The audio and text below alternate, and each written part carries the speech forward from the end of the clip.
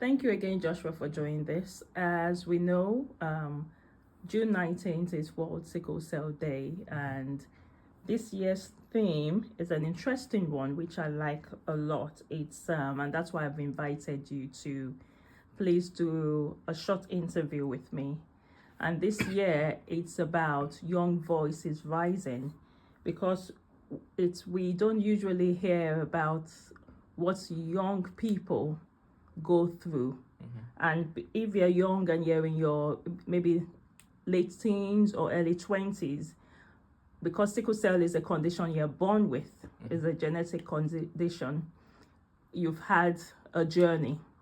And it's good to hear about that, but it's also good to create the awareness so that more people know about this. Because as you know and I know, we've been through journeys that people don't even have an idea of what sickle cell is all about. So I won't talk too much.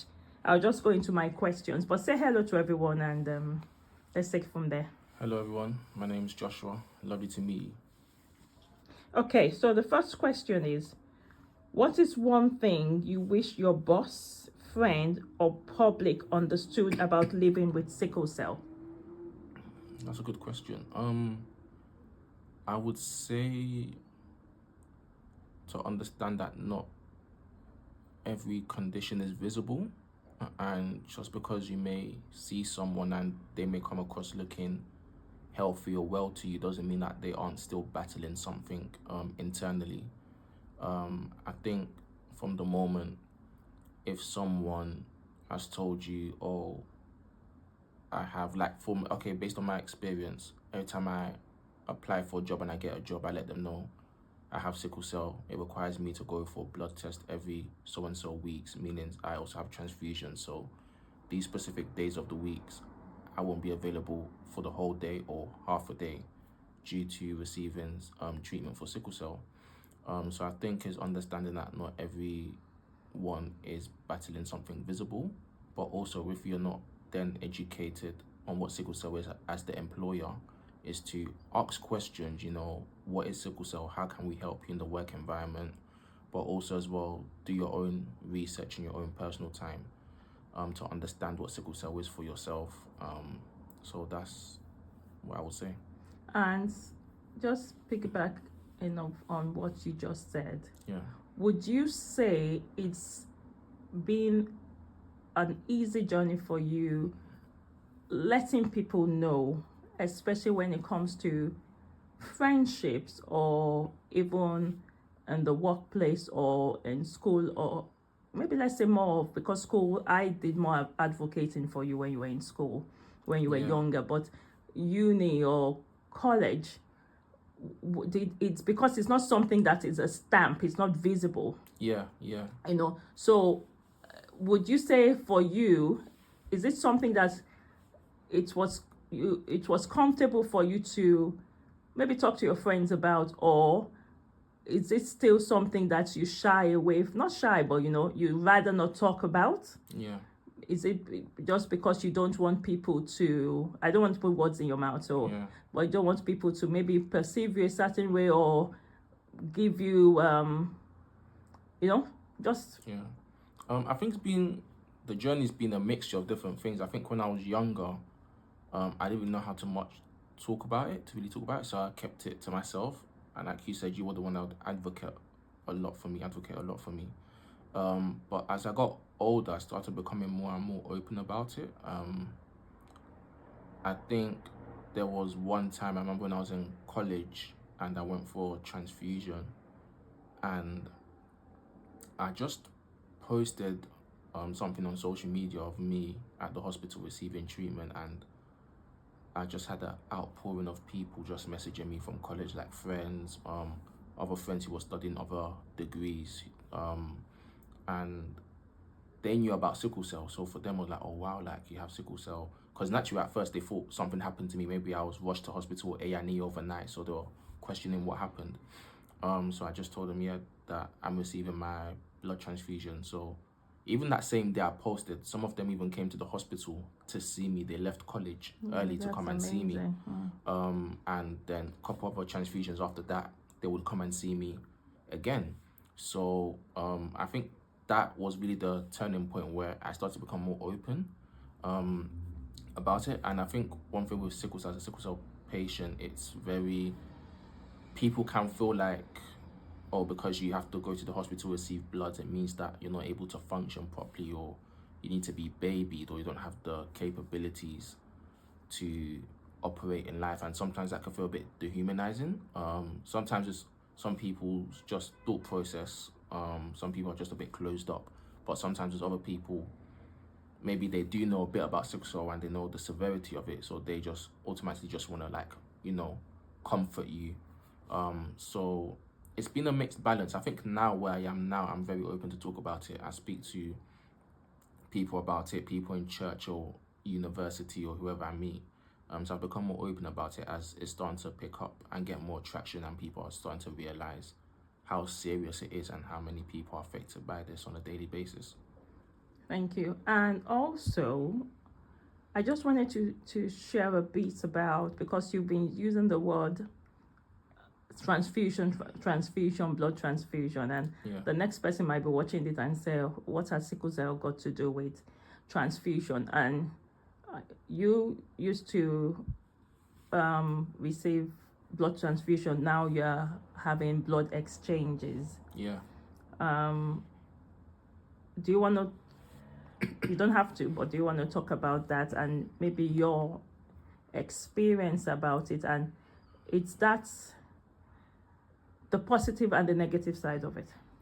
Yeah. So I've been on something called blood exchange, and what a blood exchange is, it's a machine, and the purpose of it is to increase your timing of your blood transfusions. So what happens is, while they're injecting the new blood inside you in one arm, they're taking out your old blood in another arm. So it makes things quicker in terms of the time of your transfusion. So I still take my 12 to 14 bags. So that's while they're putting 12 to 14 bags inside me, they're also taking all that old blood out. And how often do you do that? Every 4 to 6 weeks. Sorry, 5 weeks. Every 5 weeks. Yeah, 5 weeks. I do that. So it helps because it increases the time. I don't spend too much time in hospital as I used to. But I'll say, why were you spending a lot of time in hospital? Because the blood transfusion needs to be one bag at a time. So it never had that quick, how would I say, that speed that the exchange gives you now. But why also did you another need reason. the blood transfusion, and Why did I need the blood transfusion? and why are you needing blood? Why were you needing blood? Yeah. To give me support to not have a crisis, to feel better, to be able to continue to operate on a daily basis. The blood for us sickle cell patients, the blood is what keeps us going. So yeah, it's important. We don't have a choice. We have to take it. It makes us stronger. So is it everyone that has sickle cell that has blood transfusion? No, not everyone. It depends. It depends. Okay, so why are you different? Why are you having regular? Just for people to understand. When I was younger, well, I've had a stroke when I was younger at the age of 4. So it was the first crisis I had when I moved to the UK. I had the silent stroke in my brain. If I'm correct, it's also known as a cerebrovascular disease. That's the scientific medical name for it. So due to me having the stroke, it led to then having to start taking blood transfusions. Before the stroke, when I was 3, I had another crisis which led to me having to learn how to walk again. So from the age of 3 to 4, I had to learn how to walk again. Then the age of 4, a couple months after moving to the UK, is when I had the silent stroke in my brain. Yeah, so I've had different types of crisis, but the silent stroke was really when there was no other choice but to start taking blood transfusions. Thank you. You're welcome. Looking back, what advice would you give your 15-year-old self about navigating clinic visits or building confidence. And I just wanted to say one thing before you say something. I would say maybe let's say 16-year-old self, because in the UK it's from 16 they would say you are now a young adult. Yeah. And I would never forget, because I would go with you Yeah. for your appointments and or admissions and everything, or maybe a friend or a relative if I had to walk or I had to get a carer or something. But I remember when you were 16, they had already prepared me that from now on, when you're 16, you have to be doing these things yourself, and I thought 16 is still very young to make decisions. 16 is still very young to, they're telling you about all this, telling you to make decisions and everything. Yeah. And that day came and I followed you for your appointment, and they asked me to wait in the waiting room.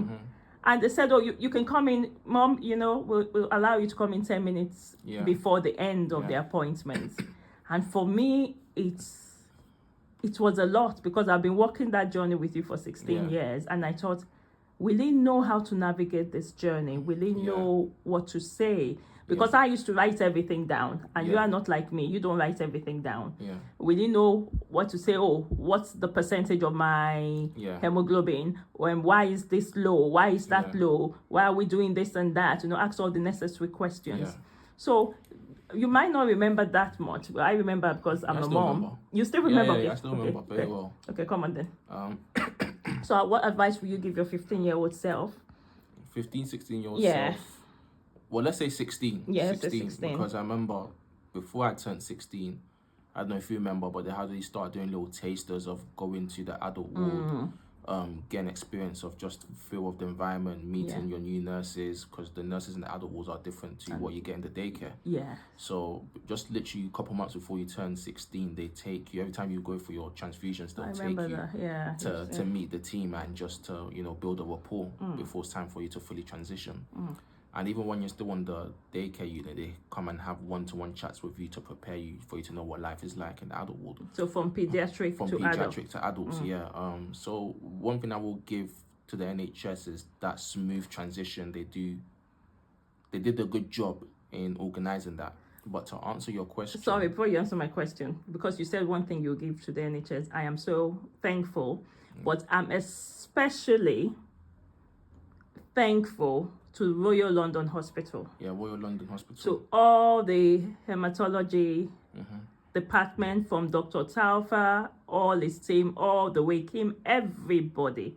Yeah. They've been a part of our lives for 20-something years now, and a family. Yes, I just wanted to say that. So advice I'll give to a 16-year-old me, or to 16-year-olds now with sickle cell in the UK that are going through that same experience. I think funny enough, I liked it, even though it was a scary experience at first because you're so used to 16 years going with an adult or a carer. But when I look back at it now, I've actually enjoyed the experience of the independence. I think with me being an only child, and yes, I've had support of my family, but still as an only child, there are times where you have to be independent and fend for yourself. I think that thing of having to be independent because I'm an only child has always been in me. But I'm also someone who's curious, so new experiences, I'm very open, as you would know, to trying new things and being in, uncomfortable position I haven't been in before to learn and see what it's like. So that transition phase, I enjoyed it. I'll say it helps me build more independence. It helps me understand the importance of not relying on your parent or carer, and, educate yourself on your medical results and understanding what these things are. Okay, the last time I came, what was my results on my blood pressure and all the stuff that they take when you go there. So you compare it to this time, you go, okay, is my iron, has it gotten higher? Has it gotten lower? Is it still balanced in the middle? Keeping tracks of all these things, because they are important and they let you know how your body is operating. I think one thing I would say is the 16-year-olds of today, the advantage that they have is technology, in the sense of, if you look at AI, for example, whether you're using ChatGPT or any of these AI apps, tools, is you can have it to be like your medical assistant. So every time you're going, let's say a 16-year-old is going every 4 or 5 weeks for a transfusion, you can just prompt it and tell it, okay, I want you to be my medical assistant every time I go for my sickle cell transfusion. Mm. These are the results of my hemoglobin, my iron from last time. These are the results from today, 5 weeks on.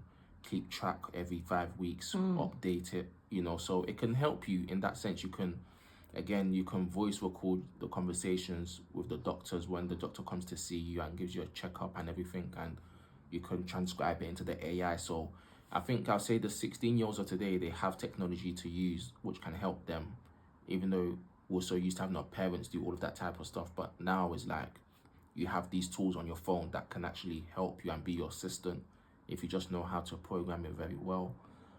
But I do believe it's good. It helps, like I said, build independence. And I'll say compared to when I was 16 to the ones today, they have a better opportunity. I don't know if opportunity is the right word, but better way of navigating it due to technology, the advancement of technology. Well, I never thought about that, but well, that's a good advice. Yeah. Use AI wisely. Yeah. Yeah, for your benefit. Yeah. That's good. Okay. How do you define living? And also, I'm so sorry. Okay. Maybe using AI wisely is because, from my experiences, doctors could come to you or someone in the medical team, and they could be telling you about this new drug or something that a test they're doing. And I've had this experience, and you don't know what this drug is. They explain it to you. They tell you the name. So if you've got your phone there and you don't know what it is, you're not familiar with it, you could just do some quick research on AI. What is so and so called? For someone with sickle cell, what are the pros and cons of taking this? So instead of you